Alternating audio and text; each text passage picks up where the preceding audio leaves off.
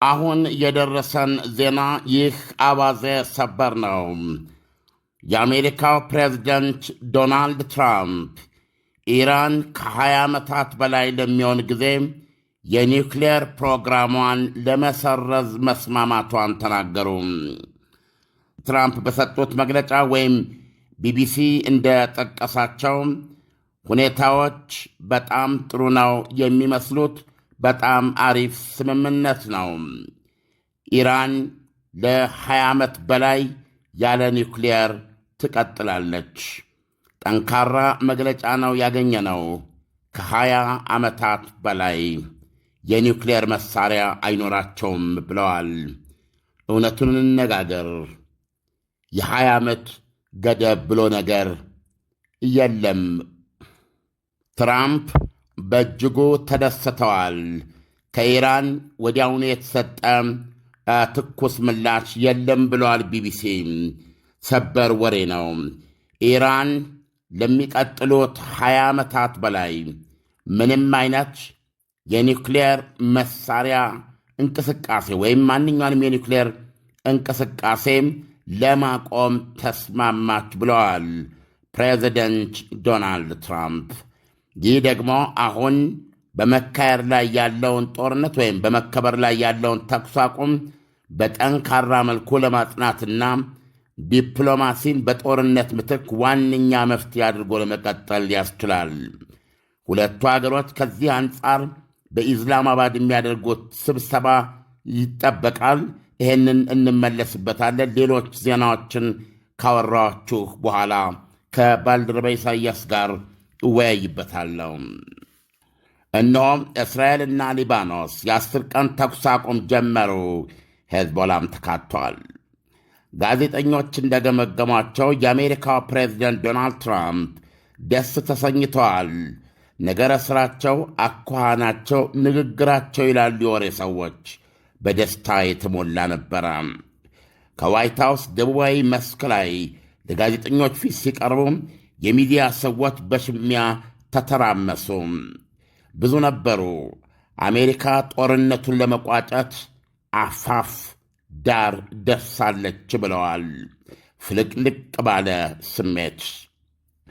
ኢራኖች አሉ ትራምፕ ከጦርነቱ በፊት ከነበሩት ይልቅ አሁን ድርድራቸው ግትርና ግንትር መሆኑ ቀርቶ ቀናና መግባባት የሰፈነበት እየሆነ ነው ብለዋል።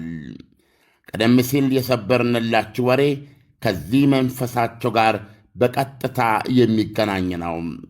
ዜናውን የገለጹት አሁን ዘግይቶ ቢቢሲ ይዞት የወጣ ነው።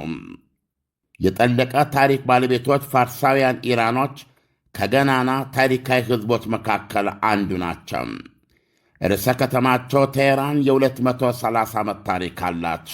ለ6 ሳምንታት በርግጥም የሲኦል በር ተከፍቶ ወይም የተከፈተ ያህል ቦምብና ሚሳኤል ዘንቦባታል።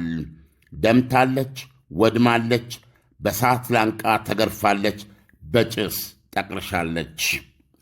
ይሁንና እነሆ አሁን ከሳምንት ፋታ ተኩስ አቁም በኋላ ቀስ እያለች ወደ ነበረ የደመቀ ሕይወቷ እየተመለሰች ነው ይላሉ ዘገባዎች።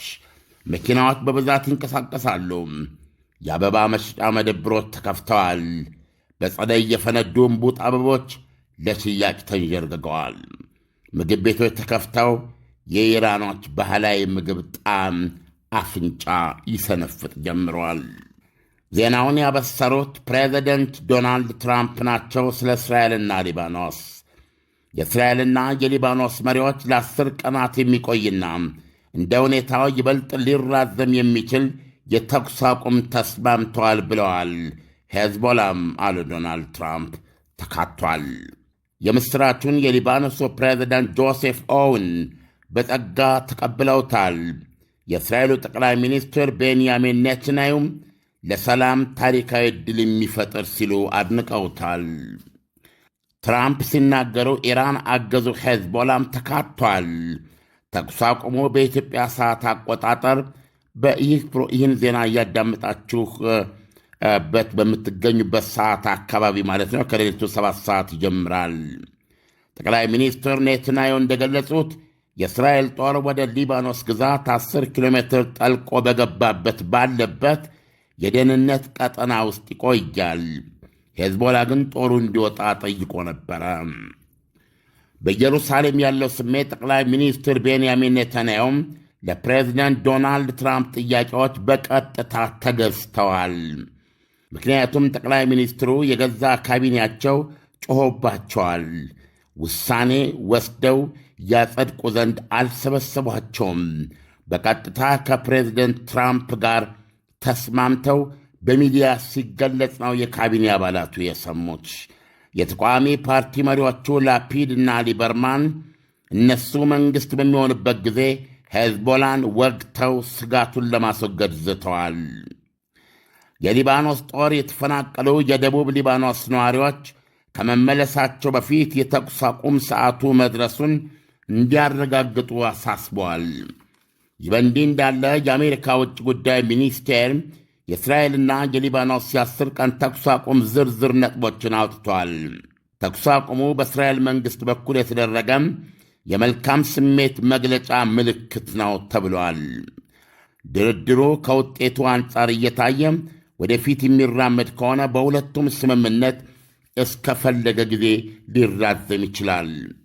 ተኩስ አቁሙ ቢከበርም እስራኤል የታቀደ ወይም ሊፈጸም የተቃረበ ወይም በመካሄድ ላይ ያሉ ጥቃቶች ራሷን ለመከላከል ስትል አስፈላጊ እርምጃዎች እንድትወስድባቸው ይፈቅዳል።